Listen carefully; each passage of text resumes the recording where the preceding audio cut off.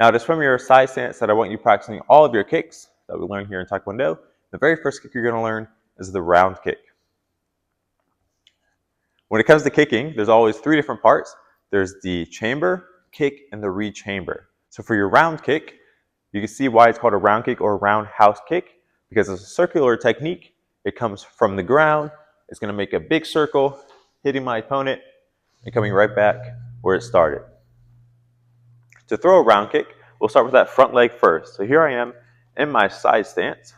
My chamber is going to be me pointing my knee at my opponent and tucking my heel back. So this is my chamber for my round kick. Notice how my knee is pointing at the opponent, and I got my heel tucked in as much as I can. Now, to make sure I have good power and I'm not losing the technique at all, I need to make sure this is flat as a table. All right, so you should be able to set something here and have it balanced just like this. Now, obviously, balance is going to be an issue. Flexibility might be an issue. And so I'm going to go over how you might mitigate that right now. Now, before I show you what that looks like on a chair, let's go over some other fundamental parts of a round kick. When you make contact with a target, your foot needs to be in a good foot position. It needs to be plantar flexion. It needs to be your foot pointed flat. The best way to think about this is if you've ever gone to a pool and you wanted to test out the water, see if it's how cold it is, you're going to point that foot and dip just the toes in and then bring it back out. And so that's the exact same position we need to have here. You need to point to your foot, flexing the toes down, making your foot as flat as possible. The next most important part of a round kick is to make sure you have a good pivot. Now the pivot is the foot position that your standing leg is going to be in, and that pivot does two things. First, let me show you what it is. So your pivot is going to be this back leg, and the heel is going to be pointing towards the target.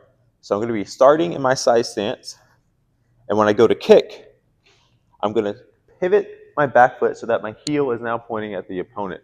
But I need you to get this pivot down for three very important reasons. Number one, I already told you, not only do you use it for your round kick, but you're going to see it in your side kick, your hook kick, and so on and so forth. So we need to get comfortable with it now.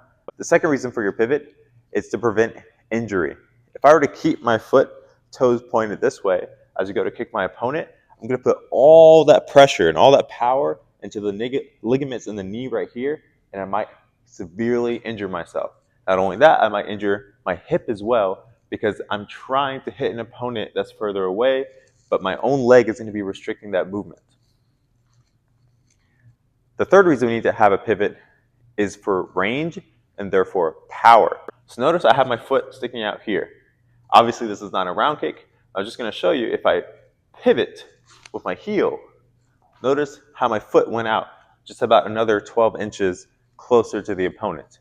And notice how my hip also ends up engaging towards the target.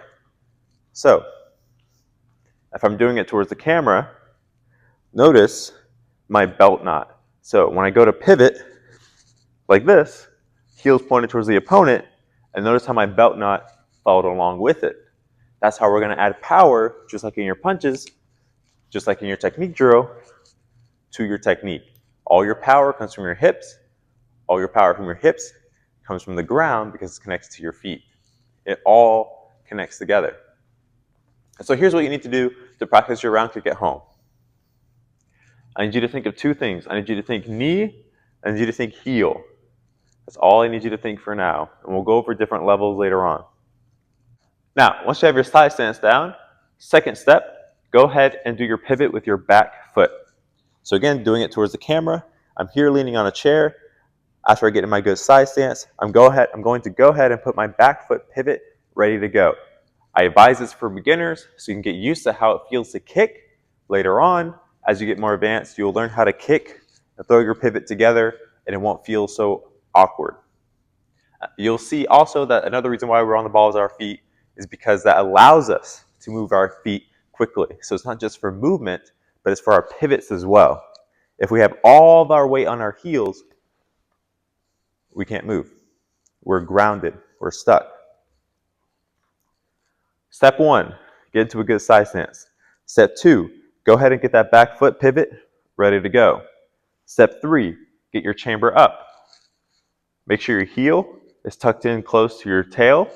Make sure your knee is pointing at the target and your hand is up. Make sure this is flat like a table. So this is what I mean by heel and knee. Heel, make sure my pivot is out. Knee, make sure my knee is pointing towards the target. From here, this is your chamber. We have 2 more steps to go. We have your kick and your re-chamber. Notice my foot position is already ready to go. I've got my toes peeled back, also trying to go towards my tail. When I go to kick, I simply extend my leg here, meeting the target. I'm going to be hitting with the top of my foot here. You can imagine it as the shoelaces. After I engage my kick, I'm going to re-chamber this front leg and come back down into my stance. So again, I will show you one more time.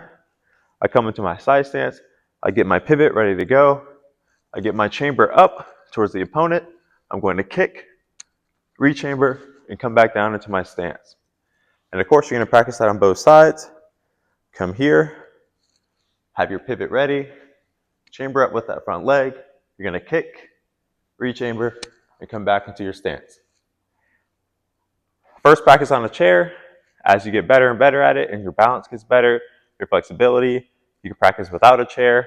And the best way to get better at this, and again, is to get that pivot going and simply hold this posture as long as you can. The more you can hold it, the more these micro adjustments that your body is doing, those will begin to fatigue and get stronger over time, those stabilizing muscles. It'll become easier to hold your chamber up. You'll get stronger. You'll have stronger kicks. And it'll all just compound on each other, making you a stronger martial artist. Now, when you're ready to test for your orange belt, I need to see a video of you doing your 12 technique drill, 1 time slow and 1 time fast. And when it comes for you doing your kicks, I need to see 10 kicks on each side. It needs to be 5 slow and 5 fast.